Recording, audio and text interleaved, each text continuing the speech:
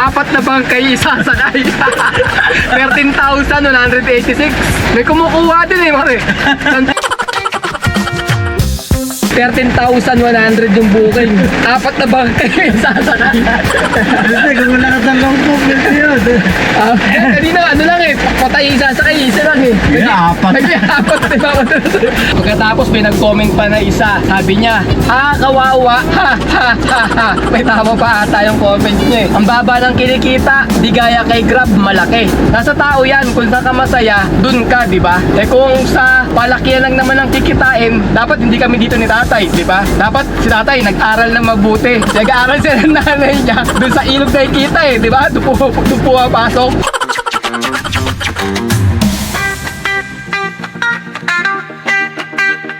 Good day mga pards! Today is another booking day na naman tayo. June 2 ngayon, Wednesday 2025. Time check, 10:08 AM. First booking from Novaliches proper, going to San Pedro sa halagang 1,188.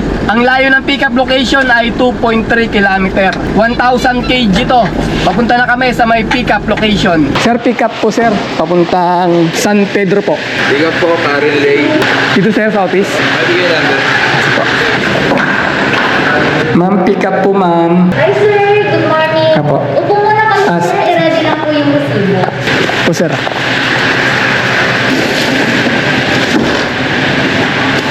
Pasok ka sa loob.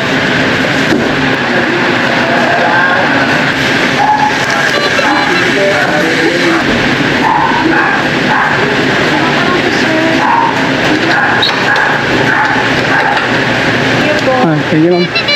Okay, na-pick up na namin yung first booking. Papunta na kami ng drop-off location sa may San Pedro, Laguna. Ang layo ng drop-off location ay 54 km. Alright, let's go! Hindi na namin sasabayan mga pards kasi mahirap din kumuha ng booking ngayon dito sa amin. Tsaka sobrang bigat na ng dala natin, nasa 1,000 kg na to eh. Kaya dediretso na namin muna ni tatay itong booking na to. Ilang beses na ako nakapag-pick up dyan mga pards, tsaka dun sa may drop-off location nito. Nakapag-deliver na ako. Kaya idadaan namin to sa Skyway. Kasi pumapayag naman to magpa-Skyway yung drop-off location nito. Nakaka-apat na deliver na ata ako dito eh. Nung nakarang araw, meron nag-comment, sabi niya, ang yabang mo naman, dapat hindi mo na pinagyayabang yung kinikita mo. Hindi ko naman intensyon eh, pagyabang mga pards yung kinikita namin dito. Ang intensyon namin ay para magkaroon kayo ng idea, yung mga gusto rin maglalamove driver na katulad namin. Kasi maraming gusto rin mag-business ng ganito para kahit papano, meron na silang idea kung magkano yung kinikita namin. At yung mga naglo-loan, di ba, magkaroon sila ng idea kung kaya ba nila hulugan yung pam-monthly nila dito sa pagbiyahe kay Lalamove. Kaya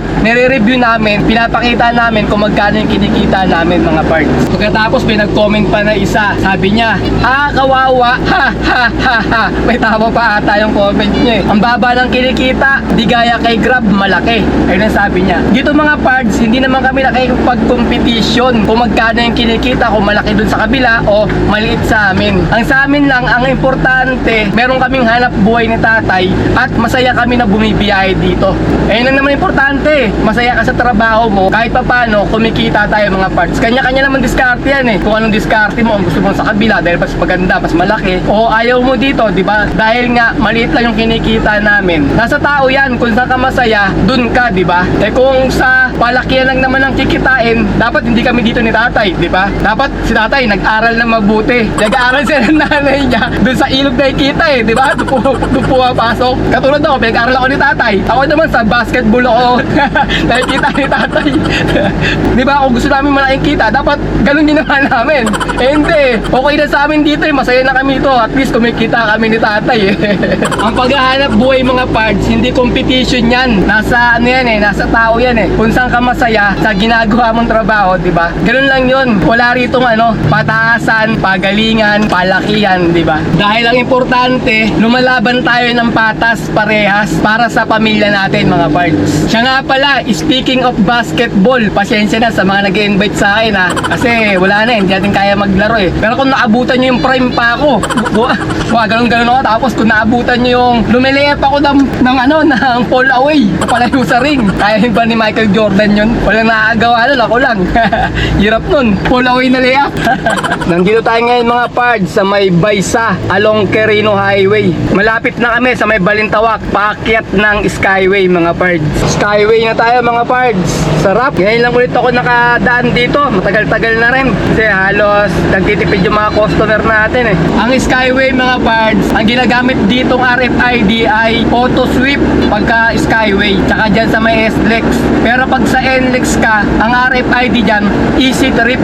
Tapos yung cast lane naman dito sa may Skyway, nasa bandang kaliwa. Pag nasa may SLEX tsaka NLEX naman kayo, nasa dulong kanan naman yung cast lane mga parts. Tatandaan nyo yan ha, para pag dumadaan kayo rito, alam nyo na yung cast lane, di kayo nahihirapan. Kung minsan mga parts, pagka pagkain yung dala natin, gaya na ito mga frozen meat, talagang dinadaan ko sa Skyway yan. Kasi ang dinadahilan ko sa customer natin, kaya dinaan ko ng Skyway kasi baka masira yung dala-dala natin pagkain dahil frozen foods yan, frozen meat, ganon. Pag na-traffic tayo sa EDSA, ganon, kahit saan matraffic, pagka nalusaw yan, mamaya masira natin, sabi yun, babayaran pa natin yan. Kaya ginagawa ko talaga dyan, ini-Skyway ko na talaga, kahit hindi ko na pinapaalam sa customer yan. Dito na tayo mga parts sa may Skyway toll gate. Bago mag Quezon Ave to may toll gate dito eh.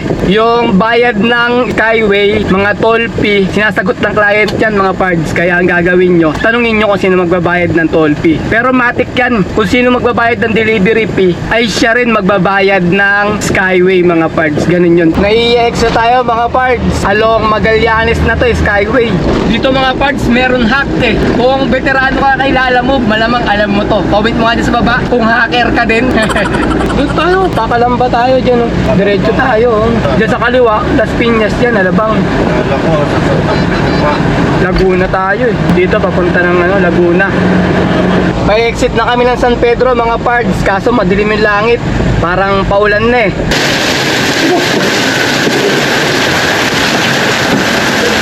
Lakas ng ulan.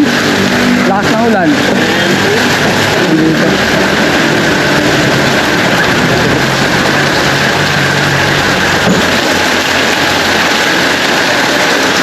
Ang lakas ng ulan dito mga pards sa may San Pedro. Parang bumabagyo na. Baba kaming Alabang mga pards. Wala rin ganong booking dito eh. Lakas kasi ng ulan eh. Doon kanina sa Alabang wala eh. Ewan ko lang kung ulan na rin ngayon sa Alabang. Dumaan kami ng Alabang kanina. Wala pa. Mainit pa eh. Pagdating sa may San Pedro, lakas na ng ulan. Walang booking mga pards eh no. Lakas kasi ng ulan eh. Kaya walang nagbubuk. Kanina meron pa eh. Nung ano pa eh. Mahina-hina pa eh. Ngayon biglang nawala na yung mga booking dahil nga lumakas yung ulan. 4 na bangkay isasakay. 13,186. May kumukuha din eh, mare. 13,100 yung booking. 4 na bangkay isasakay. Kasi kung wala ka ng long book, ito yun. Kanina ano lang eh, patay isasakay, isa lang eh. Apat. May 4 diba ako. Wala nga ko nakabalot na lang sa kumot yun. Baka sabihin pa eh, nagtumba nun eh. Kaya nga eh. Binalot mo sa tela. Nagpapabalik-balik eh, bigla may kumukuha eh. Baka may kumukuha, tapos ano eh, binabalik-balik yung booking. Kala ko eh, pag ginawa 50 mil tayo, kukunin mo na yun. Kunin ko. Patay. Na-checkpoint tayo dun sa ano, sabihin. Kaya may... Baka minasak mo yung 4 na yan.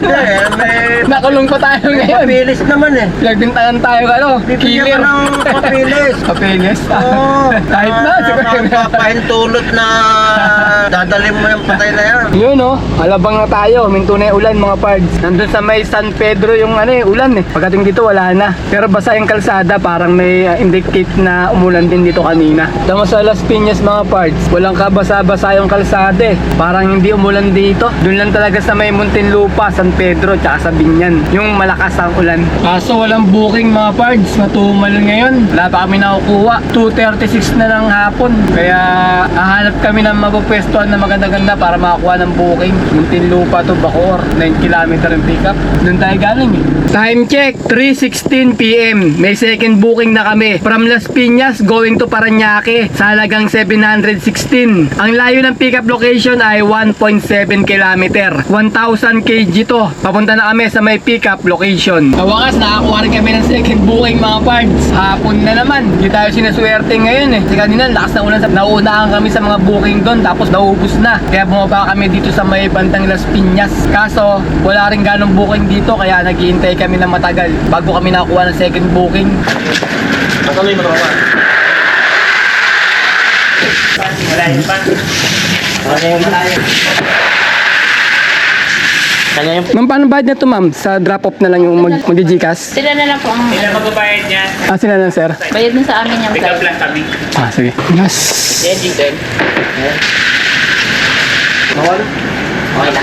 Okay, na-pick up na namin yung second booking. Papunta kami ng drop-off location. Ang layo ng drop-off location ay 14 kilometer. Alright, let's go! May nagtanong sa atin mga parts nakaraan. Nakalimutan ko yung pangalan kasi ang dami nagko-comment sa atin Ang sabi niya daw, paano daw ba mag-triple booking? O 4 na booking, ganun siguro. Sabi ko mga parts, 2 regular tsaka 2 pooling booking ang kailangan niyang kuhanin. Sabi niya, hanggang 2 regular lang daw nakukuha niya. Pag kumukuha siya ng isang pooling, ayaw na raw. Ang lumalabas daw dun sa sinasabi na tapusin niya daw muna isang booking bago ulit siya makakuha ng isang booking. Ayun mga part, di ko na alam yun kung ano nangyari. Baka sa may apps mo may problema. Kasi meron ka ng 2 regular dapat makukuha mo pa yung isang pooling booking. Yung problema nga daw, hindi na siya makakuha ng isang pooling booking. Siguro nga baka sa apps mo mga parts ang problema. Baka hindi pa updated, ganyan, i-update mo kaya. Or uninstall mo or i-install mo ulit para mag-update yung niya, yung apps niya. Pagka ayaw pa rin, di ko na alam mga parts ko anong problema ng Lalamove apps mo kasi sa akin pa pwede naman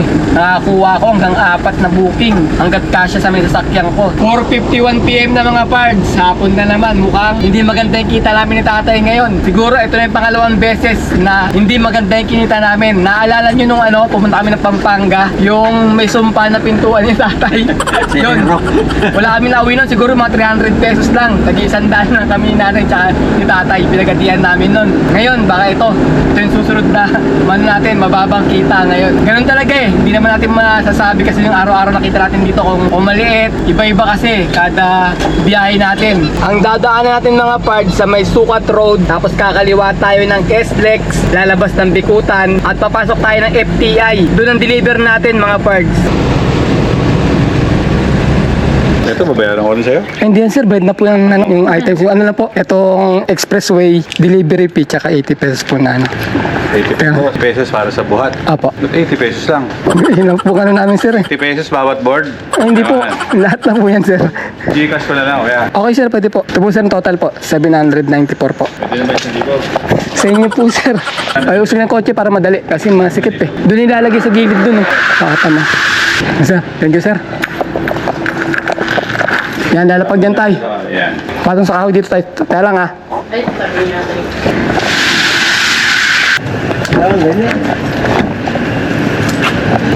Baba. Picture ko lang tayo. Okay, thank you po. Bali, nagdagdag ng 180 mga parts na tip natin sa buwat si sir. Pwede na rin, 180. 80 nga sisigil ko, driver carry lang. Ginawa niya 180. Gumagapang kami mga parts, papunta ng Makati. Galing ng Taguig. Wala kasing booking Gumapang kami pababa ng Chino Roses mga parts. Galing ng Taguig, dyan sa may service road ng East Service Road. Marating na kami rito. Wala pa ring booking na makuha. Time check tayo, 5:43 PM na. Matumal ngayon mga parts. Kahit makakuha na kami isang booking, pabalik na Quezon City. Taguig to Antipolo. Kahit papunta Quezon City na lang, okay na kami kasi alas 5 na ng hapon Mag-aalas 6 na, 5:44 oras. Okay mga pards, income reveal tayo. Nakakayaman ipakita to pero kailangan natin ipakita dahil pagka inumpisahan ko yung vlog ko, tatapusin natin yan. Kahit na maliit o malaki ang kinita ko, papakita natin yung mga pards. Kaya nakadalawang booking kami sa maghapon at ang kinita namin ay 1,582. Pagkatapos nakakuha kami ng 180 na tip, pagka isinama natin dyan mga pards, ang kalalabasan niya ay 1,760. Ngayon, bawasan naman natin ng 900 na diesel at 130 na pangkain. Bale, 100 yung ulam, 30 pesos yung merienda. Kaya 130 sa pangkain namin. 900 na diesel tsaka 130 equals 1,030. Ngayon, ibawas natin sa kinita namin na 1,760. Ang kakalabasan niya mga pards ay 730. Ayun, nakinita namin sa araw na ngayon mga pards. Naka 730 kami na malinis. Labas na rin yung pangkain, pan diesel, saka yung commission ni Lalamove. Pwede na rin. Pang MP na rin yung 700. O paano mga pards? Kita-kita na lang ulit tayo sa mga susunod ko pa mga video Maraming salamat.